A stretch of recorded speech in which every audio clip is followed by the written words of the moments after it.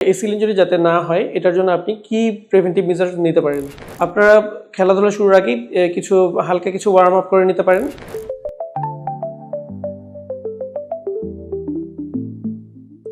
আসসালামু আলাইকুম, আমি ডাক্তার মোহাম্মদ মিসবাহুল মুকাররম বিন তৌহিদ। আমি সহকারী অধ্যাপক হিসেবে কর্মরত আছি জাতীয় অর্থোপেডিক হাসপাতাল ও পুনর্বাসন প্রতিষ্ঠান নিটোর, ঢাকাতে। গত পর্বে আমরা জেনেছি এসিএল ইনজুরি কি, এটি কেন হয়, কাদের হয় এবং এর লক্ষণগুলো কি কি।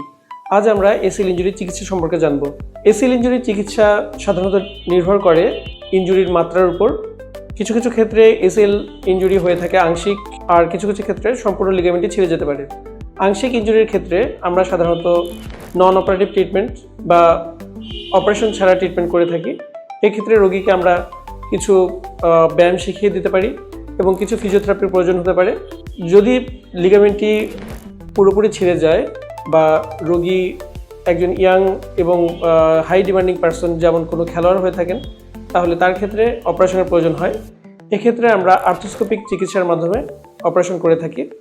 এক্ষেত্রে রোগীর হাঁটুতে কোনো কাটাছাড়া ছাড়াই একটি আর্থ্রোস্কোপ বা নলের মাধ্যমে আমরা হাঁটুর ভিতরে ঢুকে এটি রিপেয়ার করে দিই। এসিএল ইনজুরির অপারেশনই শেষ কথা নয়। এসিএল ইনজুরির অপারেশনের পরবর্তী যে নিয়মকানুন বা ব্যায়াম, এটি রোগীর জন্য খুবই গুরুত্বপূর্ণ। কেননা আপনি যদি অপারেশন পরবর্তী নিয়মগুলো মেনে না চলেন, তাহলে আপনার অপারেশনটি পুরোপুরি ফেইলার হতে পারে।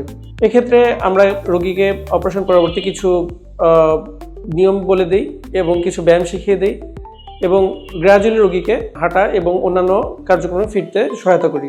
এসিএল ইনজুরি যাতে না হয় এটার জন্য আপনি কি প্রিভেন্টিভ মেজার নিতে পারেন?